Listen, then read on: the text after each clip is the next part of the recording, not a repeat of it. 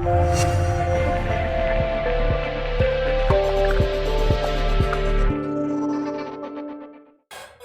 students, welcome to Swayam Shiksha platform. This is our editorial snippets video. So today we are going to take up this topic in the news, which is can India become a technology leader? Now, why was this in news? Why was this article in news? Is basically every time a technology giant chooses an Indian as the head. So there's a lot of discussion that happens saying that yes, India has capabilities and Indians are the best when it comes to technological acumen. But when we try to make a comparison between this aspect of leaders manning great institutions, Indians manning great institutions, then why is that India still not a technological leader? Now, this is the discussion basically in this article. So here, what we have to understand here is mainly there's a comparison that is made between countries like US and China. And one of the most important aspect which is clearly mentioned here is the role of the government or the public sector. So when we talk about in the US, public sector funding in US has played a major role in the development of algorithm that led to Google. So this clearly shows that when we talk about technological revolutions, whether it is Apple or whether it is Google or whether it is biotechnology, etc., the government has played a critical role because government has ventured into those arenas where the private sector was a little hesitant. So this was one important aspect which we should understand. And when we talk about India, of course, India's situation was quite different. We'll discuss about that. But coming to China also, similar kind of example we can see with China. Okay, so China was initially known for its low-wage manufacturing. But China has taken a decision in 2011 where you can see that the government started focusing on new strategic industries, strategic sectors, leaving certain important aspects to the private sector, highly export-oriented sectors to the private sector.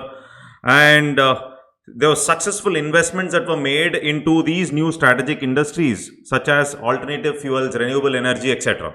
So this is one change which you can observe where the governments have taken a change or governments have changed their patterns or strategic moves, in fact, which played a crucial role with respect to making them technological leaders. So similarly, one important aspect here which we have to observe is, so there is a combination of three important aspects as mentioned in this article. That is basically one is the role of public sector, two the role of markets, three the role of globalization. So if I have to draw a Venn diagram, it's a combination of public sector on one side, markets on the other side, and globalization. It's a combination of these three that has made these entities like China technological leaders. So when we talk about India, so in the initial industrialization process, etc., the success of IITs, the Nehruji's model, where these IITs have become world renowned. In fact, that means these IITs have become world renowned in terms of their superiority or in terms of their training process. Still, there are a lot of lacunae as far as India is concerned when we make a comparison, especially after globalization.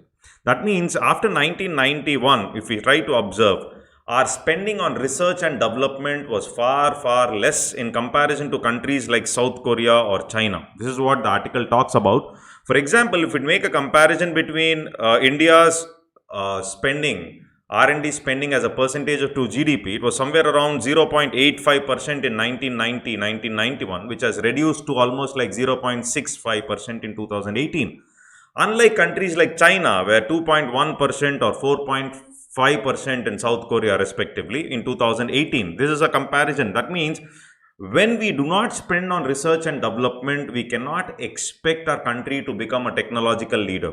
So though there are several favorable factors as far as India is concerned, for example, when we talk about India's supply and demand factors, okay, so the article basically talks about in India, there are a lot of favorable factors in terms of higher education, the participation, etc. Or we can see such figures out here. Okay, so the number of persons enrolled for tertiary education in India is the highest of all countries except China. Okay, and the graduates from the science, technology and engineering and mathematics program are more in India than all countries according to UNESCO data. So this clearly shows that there's a huge scope for spending on higher education in India as well. So tertiary students in India are enrolled in private institutions compared to average for G20 countries. So this is something which we should understand. So that means there's a huge opportunity for the domestic industry. Why? Because even the number of internet users will double the number of users in US. So this shows a largest market in the new technologies, especially the app-based businesses, etc., app-based technologies, etc. So, but what we should understand is India currently is operating below its potential. So India has a lot of potential, but it is operating below its potential, especially with respect to electronic manufacturing. Okay, or high value electronic components, etc. India is an importer basically. When we talk about these high value electronic components, which are purely controlled by the bigger MNCs. Okay, so this is one more area. Now, China was able to manipulate or not manipulate. In fact, China was able to negotiate well with the bigger MNCs because it has a huge scope and market. So it was asking these bigger MNCs to transfer their technologies to local markets and the local industries. That's how China has grown. So China was able to negotiate well with these MNCs. Okay, so this is one more important aspect where India is lagging behind in terms of technological transfer which is happening. Okay, and China has made a lot of aggressive efforts to encourage its technological strengths. Okay, now what has to be done? So this is the most important aspect for our mains. What has to be done in fact is, when we talk about India's Make in India campaign, so we are rather focusing more on ease of doing business, etc. Okay, but rather we also have to focus on technological capabilities as part of our Make in India initiative. So what has to be done basically? So we have to strengthen our universities and public institutions. This is very important. Strengthening our public institutions and universities. So without this, technological development cannot happen. Okay, and one more important aspect is, in India, how do we evaluate our PSUs? So PSUs in India mainly should be evaluated based on their long-term contributions to economic growth rather than having a short-term fiscal measurements with respect to their spending, etc. So we are rather, the focus should be on PSU's evaluation system. Basically, we should focus on long-term capabilities, that is long-term contribution of these PSUs to the economic growth rather than short-term fiscal measures, because this will reduce their scope into spending on research and development, etc.